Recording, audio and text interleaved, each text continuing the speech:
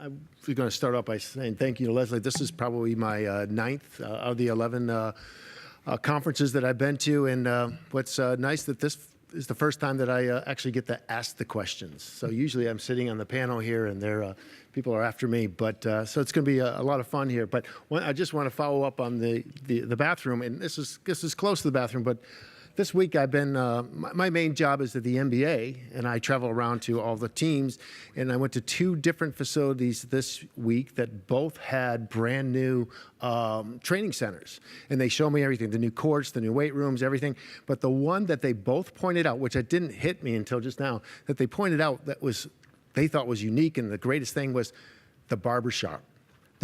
Both of them had brand new barbershops inside their bathrooms, so with the big mirrors and everything. So I don't know if there's going to be sensors to tell us when they need to get their haircuts or what, but it's just interesting that was one of the main focuses of their tour, was the barbershop.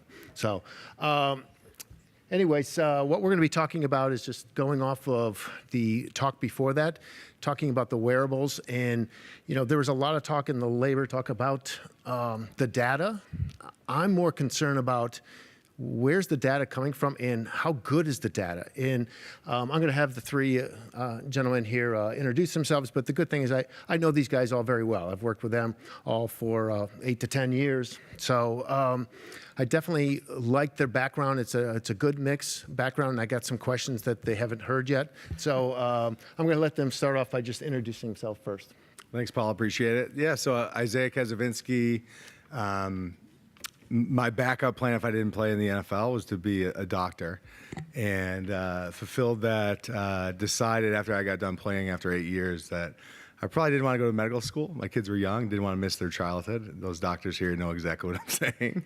And decided to go to business school, but really wanted to stay intertwined and had a deep passion for human physiology, love of medicine, and the ability to start to use technology as a fringe player my entire career, always feeling like I was on my way out and barely surviving literally game to game every single week, trying to really maximize every single step of every single day, but grasping at guesswork, grasping at how to train, how to eat, how to sleep, how to hydrate, et cetera, and how to rehabilitate after injury, et cetera.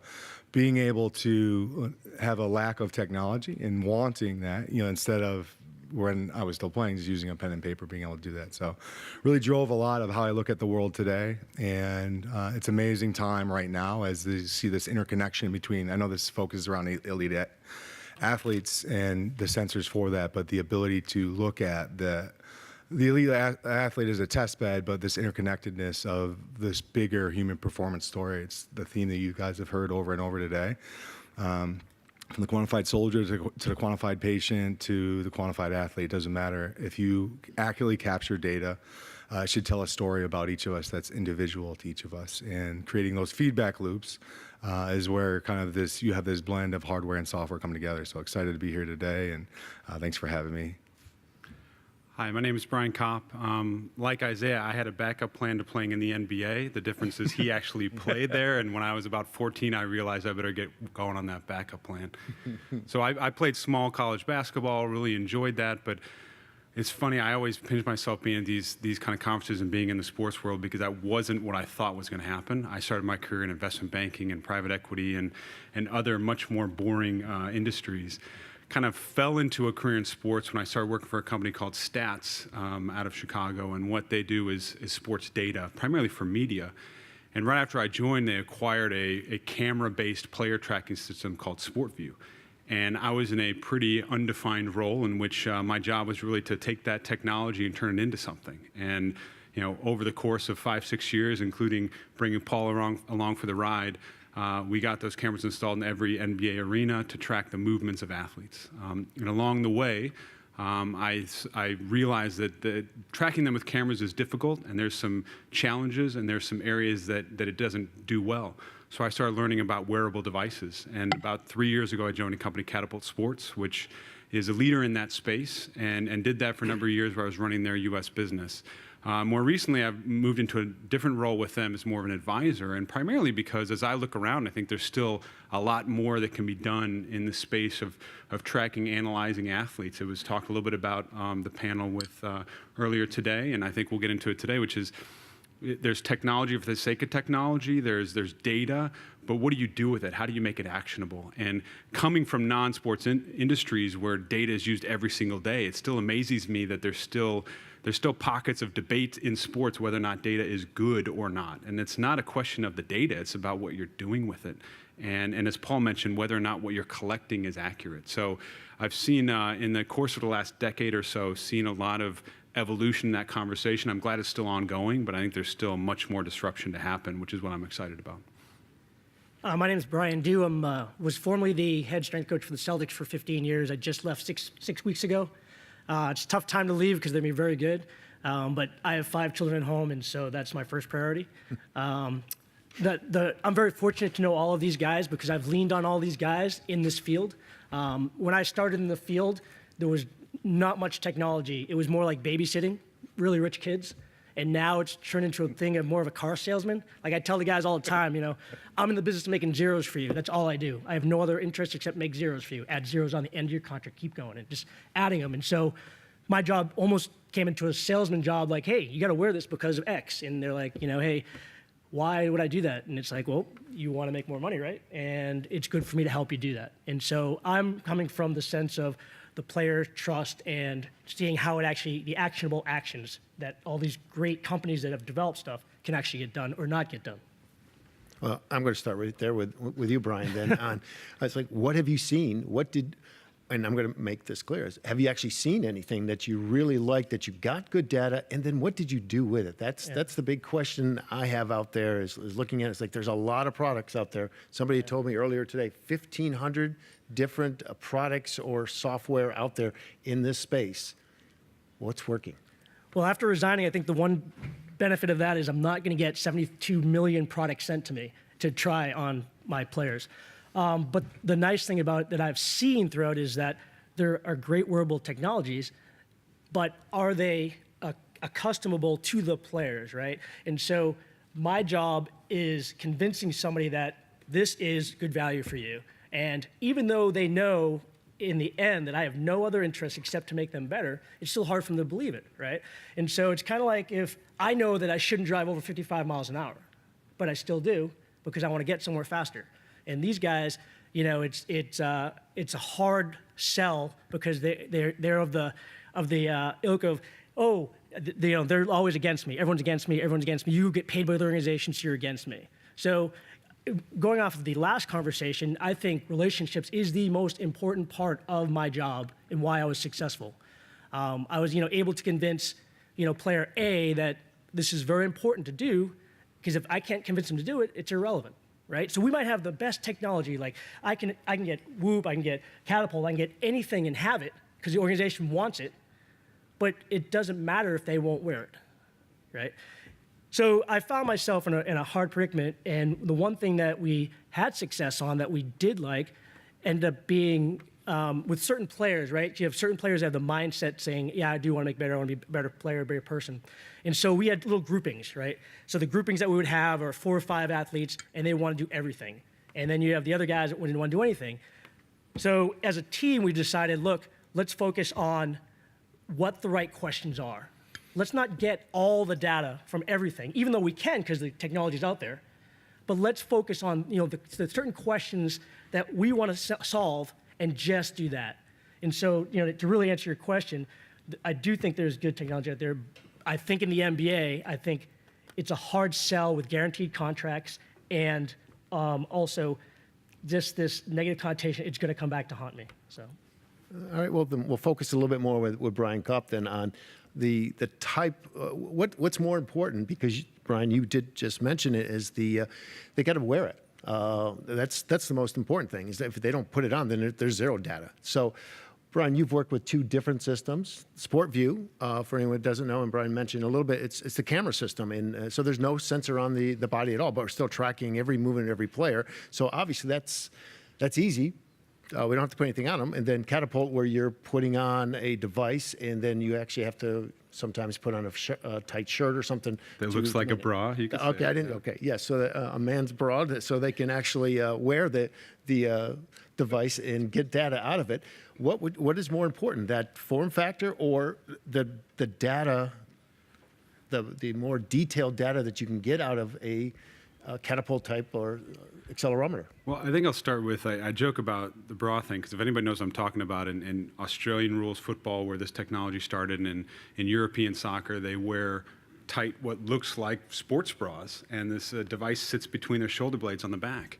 And when we started introducing this to the US, that was what we said you have to wear. And you can imagine what NFL and NBA players looked at and said, I don't care what this thing does, I'm not wearing that. So they weren't worried about the device, they were worried about the shirt they had to wear. So I think first and foremost, you need to ensure that what you're collecting is what you're saying you're collecting. I know it sounds very basic for people that are in the medical space and other industries, but in the sports world, we haven't quite figured out that the way to do that in a systemized way. And I empathize with Brian and him. He could spend an entire job or have a staff of people trying to figure out, is your marketing pitch actually what you're collecting, right? And I know that, it's not just, are you a charismatic salesperson, or, hey, this is kind of cool, but like, can I actually rely on what it's saying? And so it starts there. But then, yes, you have to make it so that it's not encumbering or somehow impacting what the athlete does. The whole point of these sensors are not, okay, know you have something on, but just go out and play, and now I can collect information. But if you feel it or you know it and you realize it's there, even psychologically, it may change what you do. So it's certainly a big challenge. People wonder, like, why is a Catapult device, as big as it is? Well, part of that is battery life and a lot of the data we're doing, but in certain sports, or certain cultures, like in Australia, they'll put these things on and they'll wear the bras and they don't care. Here, it's much more important to understand what you're putting on an athlete and have that conversation. So I think it starts with the data you're collecting, because it could be really elegant and people won't know, but if Brian or other people can't trust the data, it doesn't matter. So it starts there, but you have to continue to make sure that it doesn't impede on what the athlete does, because you don't want them to know. And again, Isaiah's been the athlete, so you can speak to that, but it's really important that they know that what they're collecting is authentic and true, and also it's not going to impact how they do their job. Yeah, which is very important, because that's the big thing that we keep coming back to is if they won't wear it, then obviously you don't get any data. But if you're getting poor data, and especially the Marines that were talking before, that's life and death. Getting poor data, so it's a major concern on making sure that the data is good. But we also have to find the form factor to wear it.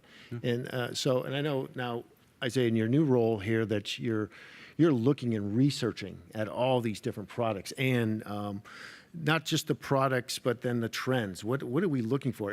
What do you see that's changing? It's because this is all so new, and that's the biggest thing. For Brian and I worked together for a few years with the Sport View, like he had mentioned, and teams are still asking me. So this is my 7th year going into doing that Sport View, and there's still so many questions. I have more questions than I have answers. But what is the trends that you're seeing that we've got only like 6 or 7 years, but we got a long ways to go. No, yeah, it's a really good question. It's not an easy question to answer. I think there's a couple of things that I'd like to highlight, just even with that, which is you're starting to see more and more of a shift in at least the need to want to try to take a proactive approach to how we all look at our own health. And I think you're seeing that also in the elite level, which shifts this conversation from, is the technology being introduced from the top down, or as the player, and when I was a player, my body was my business, and that's exactly how I approached it. And I didn't have to be talked into wanting to feel my best. When my best was on game, or I wanted to feel my best on game day, I wanted some path to be able to do that. Taking a very, very proactive role and leadership role in your own health and performance is a different way to look at this conversation, which is, we're talking right now at Catapult, or a lot of these discussions, those 2 hours on the field or on the court or on the rink, there's 24 hours in the day, and the ability to use all of that information to really, really get a deeper, closer look around all the different aspects of your life and collect that data. And I know eyes glaze over around that, but the fact is, it's not just about that data itself. It's those feedback loops within that data that then are ways to create blueprints to recreate events in decision trees that make me feel my best. Recreate those events, put myself in the best probability, recreate in a prescriptive way, sleep, nutrition, hydration, energy expenditure, et cetera. Take that guesswork out of it, recreate those events, and get rid of and try to avoid those behaviors and those roadmaps around being able to do that. That takes the story from, all right, well, does this data mean anything? Of course it means something, but here's an even more actionable way to do that. It takes very accurate data capture outside of a controlled setting to try to dial in that information more and more and more and make it even more actionable. And that then ties into this kind of proactive approach, then ties into a bunch of different pieces. I know everyone here is very familiar with precision medicine, and I'm a deep, deep believer on being able to realize precision medicine. It will be realized with precision nutrition before that, the ability to give each of us in kind of this larger feedback loop, from technology playing a huge role in that to then delivering what our bodies need, customized for each of us, is going to be really important. And there's companies out there, there's a sea of change around all of this that are doing major things globally that you may not have seen just as of yet, but these ideas are rolling, and the truly realizing quantified self and body computing is going to happen when you see this hardcore overhaul of the actual hardware itself, moving away from the wrist, being able to accurately capture data outside of that controlled setting. That is the holy grail. How close can we get to that apples to apples comparison? And then be able to use that data, unlock multiple data points in the body, whether on the body or within computer vision or other aspects. I know that's a really drawn out answer, but hopefully it kind of jams enough in there for one thing that Isaiah hit on, which I think is pretty important, and maybe people don't always deal with this on the sports world every single day, don't realize, is a lot of this started with the teams, and the teams are the clients for people like Catapult. Mm-hmm. And one of the things that I did when I transitioned from a technology like SportView, which, as Paul mentioned, is you don't need someone's permission, the cameras are tracking what you do, to Catapult, where they're actually asking an athlete to put something on.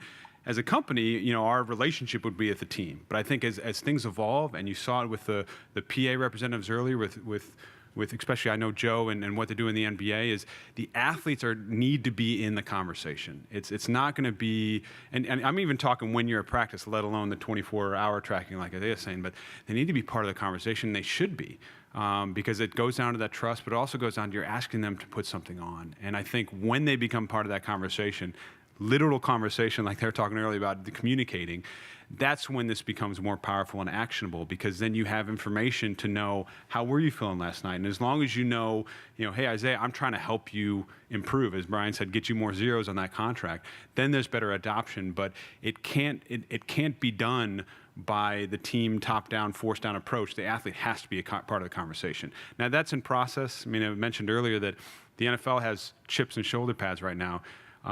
Some players didn't even know they were there for a couple of years. Like, they literally didn't even know they were wearing trackers.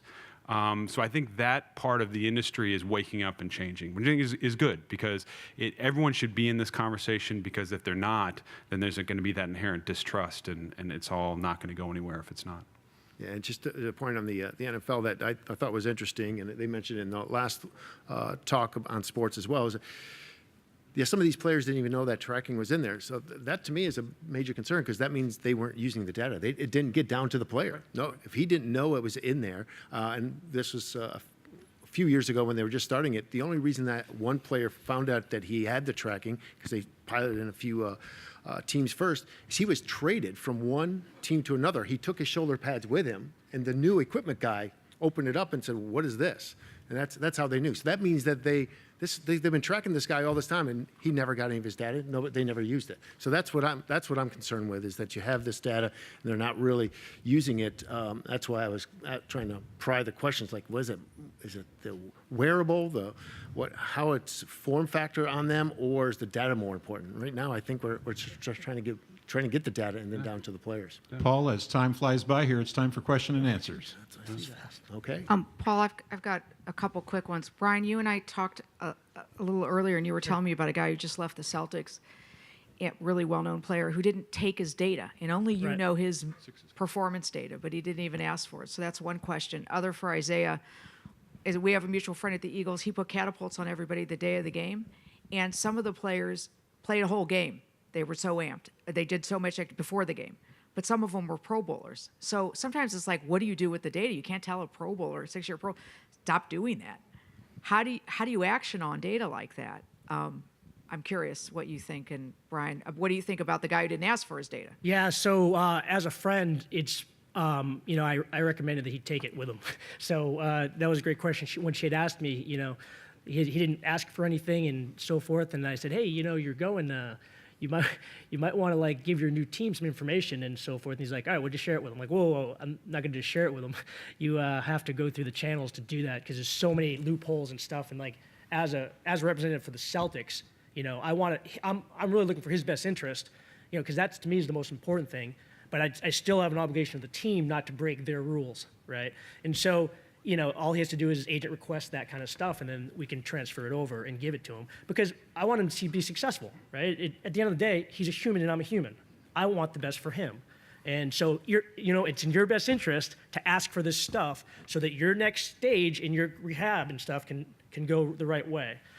So that's definitely one. But, at building out to that, with the wearables and where they're going, I think since a lot of the colleges are using it nowadays, I think that's a big help because then the players are just used to having it now. And so they're used to saying, hey, what's my load today? Or what's going on with this? And then also after we draft a player, it's easy for us to say, hey, I have good relationships with a lot of these coaches. Like, hey, do you have any information on him? All right, let's talk to his agent. Let's try and get it. Great.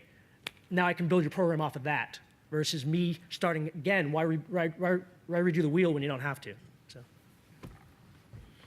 I'll answer that quickly. That's a very difficult question. I love the idea of using data to challenge what's always been done.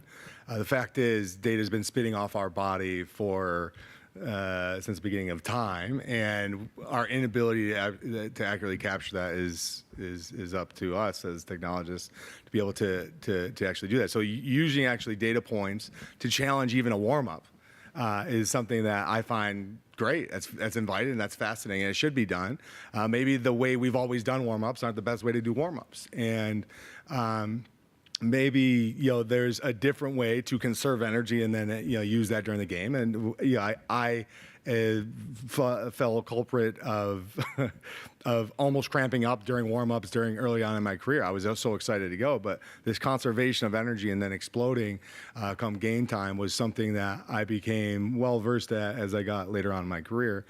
There's something in that, but then again, I always challenge the notion of we were doing just a crazy amount in warm-ups. So I don't think it's a great example, but using data to challenge what's always been done is the core of what we're all talking about today, and that's just with everything we're doing. Yeah, you talked a lot about team sports and your experiences with team sports. I'm curious if for elite individual sports athletes, track and field, golf, tennis, if there's a different adoption rate or experience that any of you have had in that environment.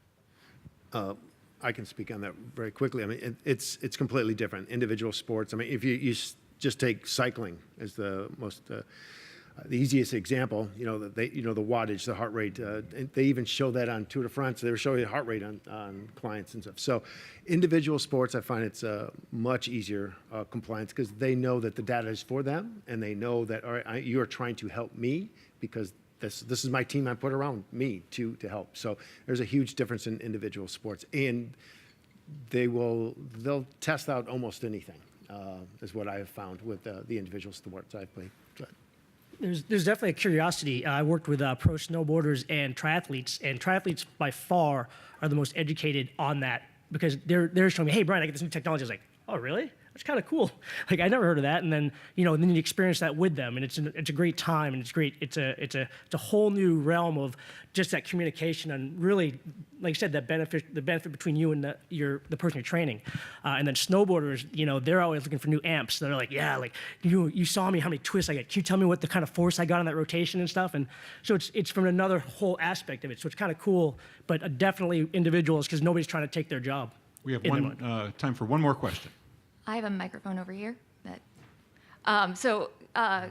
Quick question for you, both Brian and Brian. Hey.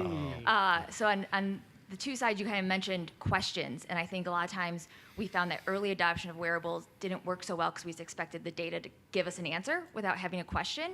But for me, then the question in turn is, does that fall, in your opinion, on the teams to come up with those questions, or on the companies and the wearables manufacturers? So how do you rectify that?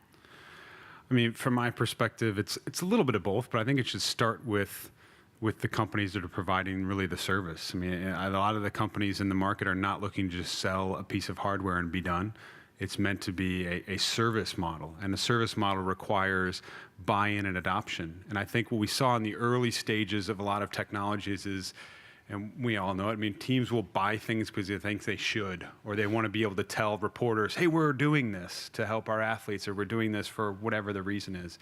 And as someone who is running a business, you don't want to tell those teams, no, sorry, I'm not going to take your money because you're not ready for this. But I would go into it, with an open eye, saying, okay, now I got to get them to adopt it and to use it and to make it actionable.